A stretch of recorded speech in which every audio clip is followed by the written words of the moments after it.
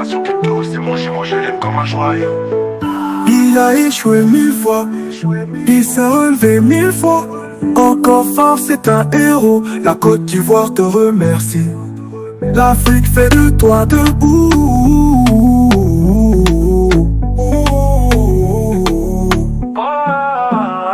Nation crypto, c'est mon jumeau, je l'aime comme un joyau.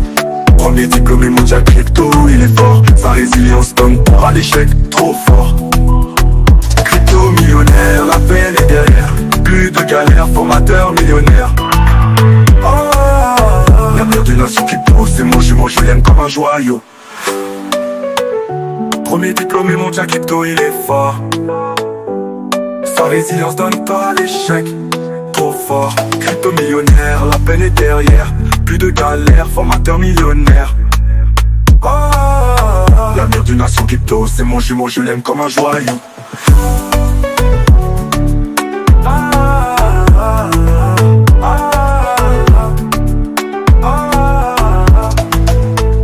Il a échoué 1000 fois, il s'est relevé 1000 fois. Bonjour, je suis très heureux de vous retrouver ce matin. Parler de l'actualité de la crypto-monnaie et du monde merveilleux de la blockchain. Le marché essaie de reprendre des couleurs. Voilà, nous constatons que voilà, certaines crypto-monnaies essaient de tirer leur épingle du jeu. Voilà, car le Bitcoin est passé à 104 000 $ à l'heure de cette publication. L'un dans l'autre, c'est un marché voilà, assez balbutiant. Le Bitcoin qui a traîné avant d'atteindre les 100 000 $, aujourd'hui il a dépassé les 100 000 $. Alors nous espérons le voir maintenant bientôt dans les 110, 120 000, on le voit autour de 120 000 $, et puis d'ici la fin de l'année, voilà, dépasser même les 200 000 $. Voilà un peu les estimations, alors que la plupart des experts, voilà, pensent, d'autres même pensent jusqu'à 500 000 $ pour le Bitcoin. Alors ce qui va pousser le reste du marché à atteindre les firmaments. Aujourd'hui, nous allons parler de Michael Saylor. Alors de ses bénéfices qu'il a fait dans le Bitcoin, après sa stratégie qu'il a mis en place. Alors tout ce qu'il a mis en place comme stratégie, il nous donnera ses conseils sur le Bitcoin. Nous parlerons aussi du Salvador qui a voilà, réussi aussi grâce aussi à sa stratégie de DCA à faire plus de 345 millions de dollars de profit avec le Bitcoin. Ça risque d'être une vidéo assez intéressante pour ceux qui viennent de nous prendre en marche.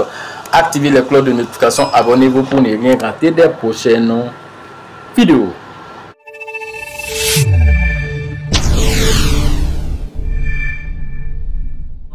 Déjà, voilà, écoutez un petit interview de Michael Saylor qui a été interviewé et donc il nous donne un peu son idée sur le Bitcoin maintenant et l'avenir, comment est-ce que le Bitcoin va se comporter. Nous allons suivre ça, après nous allons faire un petit commentaire.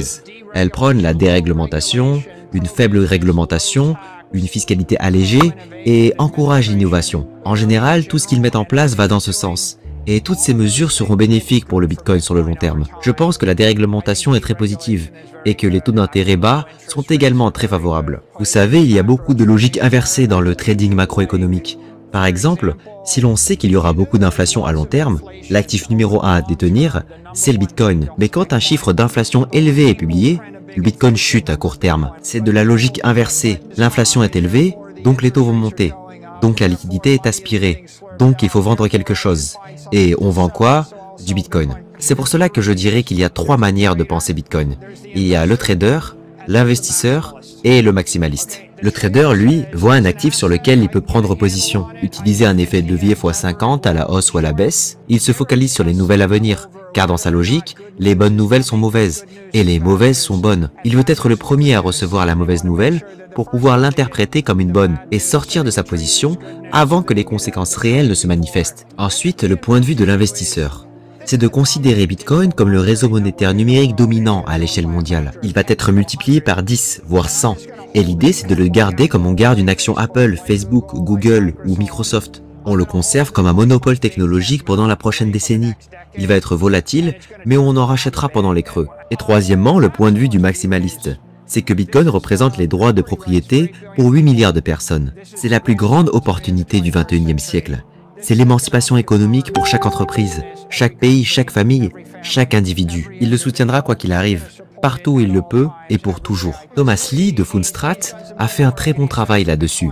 Il dit que le Bitcoin réalise l'essentiel de ses gains en une dizaine de jours par an.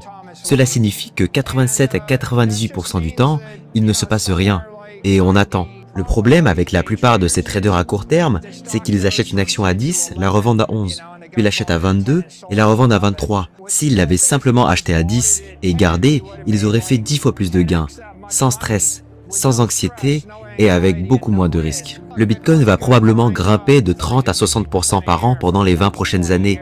Et mon coût du capital à long terme, lui, est d'environ 29% sur cette même période. Dans ce contexte, au lieu d'essayer de chronométrer le marché, il me semble bien plus judicieux de faire quelque chose du style hypothéquez votre maison sur 30 ans à 3% ou 6% d'intérêt et vous investissez cet argent dans Bitcoin. Vous avez donc un coût du capital de 6% et un rendement de 30%. Vous obtenez une marge de 24%. Personnellement, je pense qu'il vaut bien mieux réfléchir à comment lever du capital et utiliser l'effet de levier intelligemment ou créer une entreprise qui tire parti de cette volatilité plutôt que de jouer aux traders à court terme qui essayent de prédire cette volatilité, chose qui me semble être une impasse pour la majorité des gens. Le marché du Bitcoin a beaucoup mûri ces 4 dernières années, et c'est une bonne chose.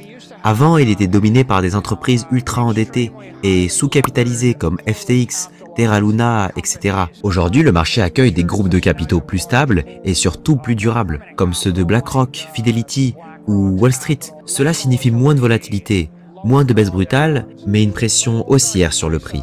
Et franchement, je préfère que d'autres entreprises et groupes de capitaux arrivent, car le jour où Apple, Microsoft ou Google entreront dans l'écosystème Bitcoin, le prix lui grimpera énormément et le risque baissera considérablement. Ce qui se passe, c'est que la volatilité impacte le risque.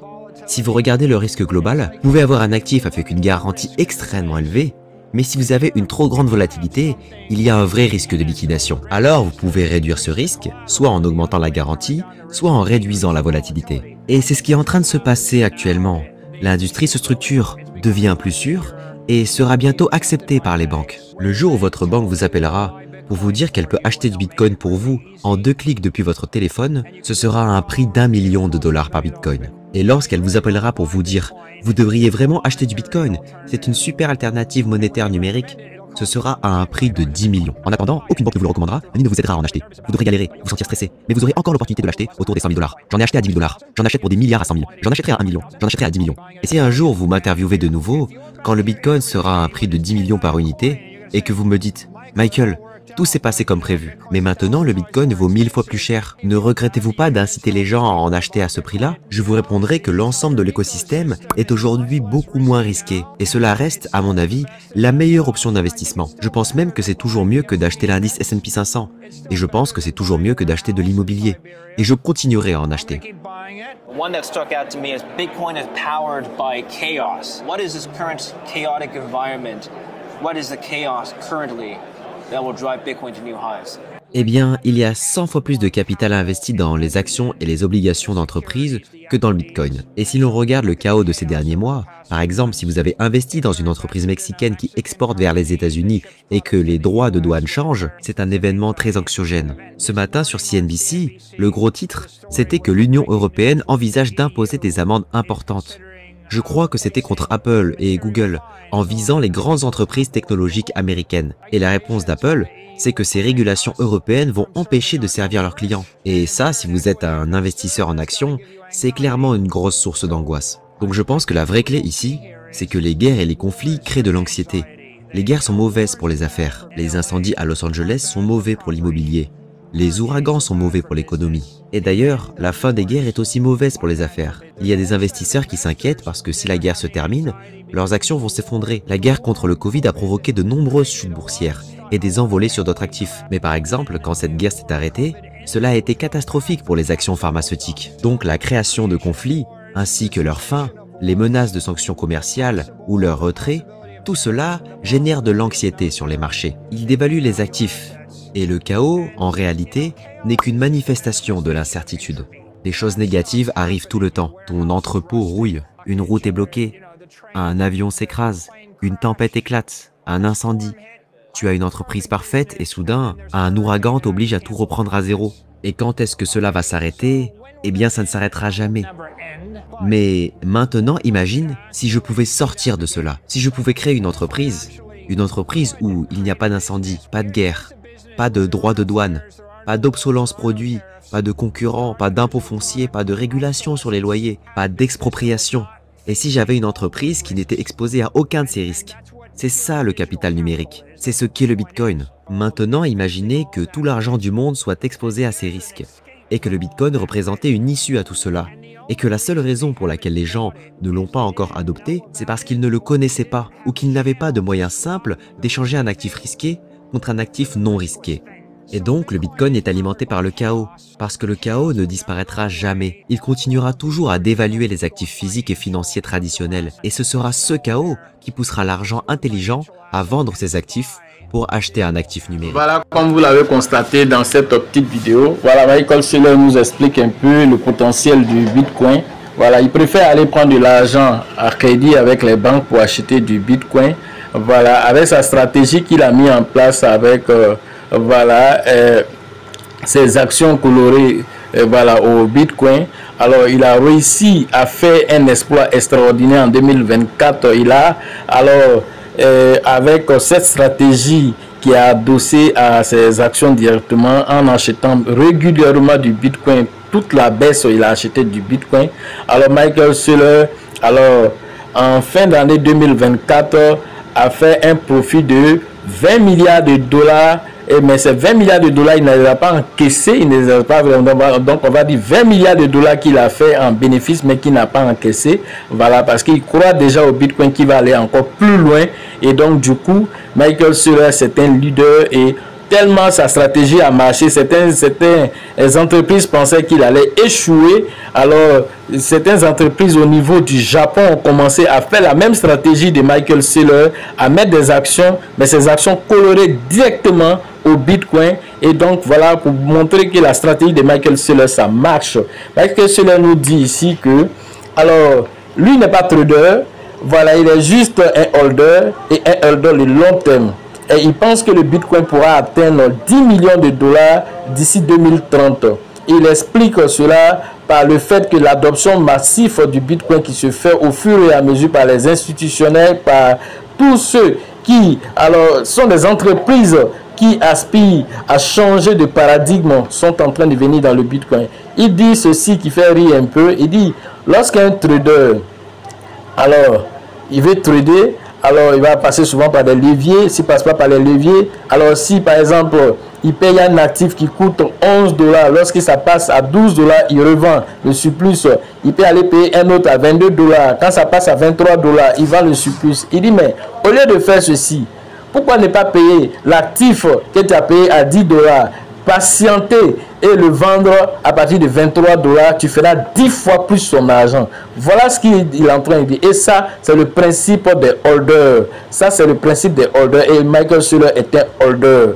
Alors, il a acheté le Bitcoin, toute la baisse. Aujourd'hui, il est en gain. S'il veut vendre, naturellement, il vend. Et si certains de ces investisseurs aussi veulent peut-être récupérer alors les différentes actions colorées au Bitcoin, alors ils peuvent vendre ne serait-ce qu'un peu, voilà, juste pour pouvoir contenter ces personnes-là, mais ils gardent ces Bitcoins comme une réserve de valeur. Voilà ce que l'essentiel de Michael Saylor, ce qu'il est en train d'expliquer. Et Michael Saylor, avant de rentrer dans le Bitcoin, il a fait vraiment des recherches pointues. Il a pris 500 heures, voilà, de recherche, plus de 500 heures. Il a dit mais jusqu'à 700 heures de recherche qu'il a fait sur le Bitcoin avant de s'engager dans le Bitcoin. Donc, c'est pas quelqu'un, c'est pas un parvenu. Il a dit qu'il allait chercher dans l'économie. Là, il allait jusqu'à 500 ans derrière, 500 ans derrière dans l'économie. Comment l'économie évoluait il y a 500 ans derrière jusqu'à aujourd'hui au Bitcoin. Et qu'il a compris que le Bitcoin, c'est l'actif le mieux parmi tous les actifs et qu'il finira même par dépasser l'or. À cause de quoi? À cause du fait que le Bitcoin n'est pas inflationniste, mais il est déflationniste. À cause du fait que le Bitcoin, il y a un phénomène qu'on appelle le halving qui réduit la quantité du Bitcoin chaque 4 ans, ce qui va finir par atteindre, voilà, la capitalisation de l'or et finir par dépasser l'or. Voilà ce qu'il dit Michael Saylor, et donc il encourage les entreprises à rentrer plein pied dans le Bitcoin, ceux qui sont encore en train de traîner les pas, car lui il fait ses chiffres. Voilà ce que nous pouvons déjà interpréter sur ce que Michael Saylor dit et que les plus grands voilà, de ce monde ne sont pas des traders, mais ce sont des holders. Ça, c'est la conclusion que nous retenons dans ce qu'il dit et que c'est la patience. C'est pas l'endurance, voilà, c'est pas une question de course, de vitesse, mais c'est une course d'endurance pour atteindre ses objectifs dans le côté du Bitcoin. La patience finit toujours par payer. Voilà un peu l'essentiel de Michael Saylor. Quand nous partons maintenant au niveau du Salvador, concernant Salvador, Nayib Bukele a été très stratège. Lorsqu'il est venu au pouvoir, il a dit que chaque jour, il allait acheter un Bitcoin. Et il a commencé à acheter du Bitcoin depuis 2022. Il a commencé à acheter, chaque jour, il achète du Bitcoin. Aujourd'hui, quand on fait le point, il a fait plus de 118%. Et c'est 118% qu'il a fait en faisant son DCA sur du Bitcoin. Alors, ça lui a fait 345 millions de dollars qu'il a fait comme gain. Ça lui a permis de créer des écoles, ça lui a permis des hôpitaux, voilà, sans avoir à aller voir la FMI qui lui avait promis 1 milliard de dollars s'il laissait à faire des bitcoins. Il dit gardez vos 1 milliard de dollars, et donc lui-même il a mis sa stratégie en place. Il a fait 345 millions de dollars de bénéfices qu'il a fait sur le Bitcoin. Sans oublier aussi qu'il avait lancé alors lui-même une obligation d'OTA qu'on appelle Volcano Bond. Ce Volcano Bond là, alors dès que ça a été lancé, alors les gens qui sont venus souscrire, il a en un temps record, en quelques jours, il a amassé plus de 1 milliard de dollars que voilà, il a reçu des différents investisseurs, et voilà, du coup, il a pu lancer son produit, et tout ça, ça n'a rien à voir encore avec les bitcoins qu'il achète chaque jour. Un bitcoin est acheté par Nayib Bukele au compte du gouvernement du Salvador. Voici des nations à suivre. Voilà, des nations africaines doivent suivre ce genre d'exemples l'un dans l'autre. Alors, ce sont voilà, des précurseurs, ce sont des gens qui inspirent. Donc, nous ne pouvons pas faire alors abstraction de parler de ce genre de trucs. Actuellement, à l'heure actuelle, on va dire, Nayib Bukele, voilà, au compte du Salvador, a actuellement à leur compte 6181 BTC qu'ils ont actuellement à leur compte. Voilà, et c'est au fil de ce nombre de bitcoins qu'ils ont pu voilà, faire autour de combien 345 millions de dollars de bénéfices déjà. Imaginez-vous lorsque le bitcoin va atteindre les 200 000 dollars, les 1 million de dollars, combien sera le bénéfice? Ne soyez pas étonnés de voir un tel pays émerger et devenir un prochain Dubaï devant vous. Voilà un peu l'essentiel de cette capsule que nous voulons vraiment vous donner pour vous inspirer, pour vous dire que alors toutes ces stratégies là nous les développons en formation. Comment mettre en place toutes ces stratégies? Voilà, même avec 2000 francs par jour, vous pouvez faire un DCA. Comment on met ça en place? Même avec 10 000 francs par jour, vous pouvez faire un DCA. Même avec 10 000 francs par mois, vous pouvez faire un DCA. Même avec 5 000 francs par mois, vous pouvez un temps soit peu mettre en place une stratégie gagnante, que ce soit une stratégie au quotidien, que ce soit une stratégie mensuelle, même annuelle. Alors l'un dans l'autre, toutes ces stratégies-là, on les développe en formation. La prochaine formation, c'est prévu le 14 voilà, juin prochain à la Bourse du Travail de Treichville. Alors nous faisons ces vidéos-là parce que voilà, la santé, voilà, nous sommes en train de récupérer. Je ne me portais pas très bien. Maintenant, je suis en train de récupérer. Voilà, le temps de véritablement récupérer. Voilà, nous faisons ce genre de vidéos-là, le temps vraiment voilà, de récupérer. Voilà, donc on a besoin de vos prières. Voilà, merci pour tous ceux déjà qui ont déjà appelé, voilà, pour nous soutenir déjà. Certains même nous ont fait des petits dépôts pour voilà, faire face aux différentes charges médicales et tout ça. Merci beaucoup à tous. Voilà, nous sommes en train de travailler malgré tout. Voilà, nous restons toujours pour la chaîne. Nous essayons toujours de vous donner le meilleur des informations. Merci à tous. Merci de vos prières. À chaque prière, que tu sois chrétien, que tu sois musulman, que tu sois bouddhiste, animiste, qui que tu sois.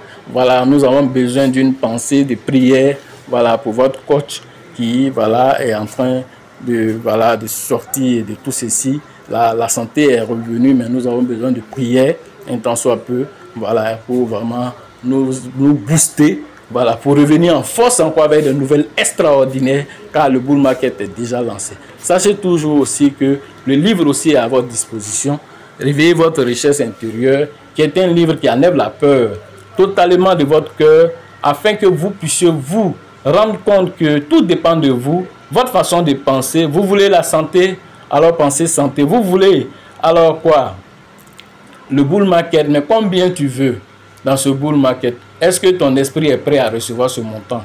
Alors si c'est le cas, tout ceci, tu vas trouver le résultat de tout ceci dans ce livre pour que tu puisses être prêt pour recevoir ce que toi-même tu demandes. Sachez toujours que la chance accorde et accordera toujours ses faveurs aux esprits avertis, aux esprits entrepreneurs. Si vous pensez que la formation coûte cher, je vous en prie, essayez l'ignorance.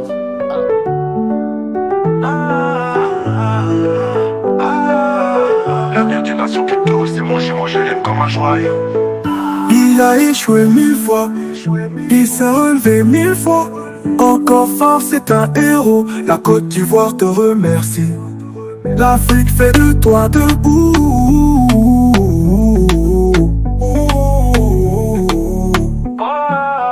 L'avenir d'une nation crypto, c'est mon je l'aime comme un joyau. Premier diplômé mondial crypto, il est fort. Sa résilience donne peur à l'échec, trop fort. Crypto millionnaire, la peine est derrière. Plus de galère, formateur millionnaire. L'avenir d'une nation crypto, c'est mon je l'aime comme un joyau. Premier diplômé mondial crypto, il est fort. Sa résilience donne peur à l'échec, trop fort. Crypto millionnaire, la peine est derrière. Plus de galère, formateur millionnaire. L'avenir d'une nation crypto, c'est mon jumeau, je l'aime comme un joyau.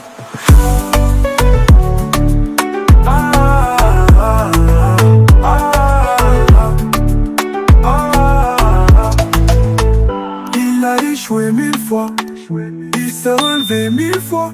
Encore fort.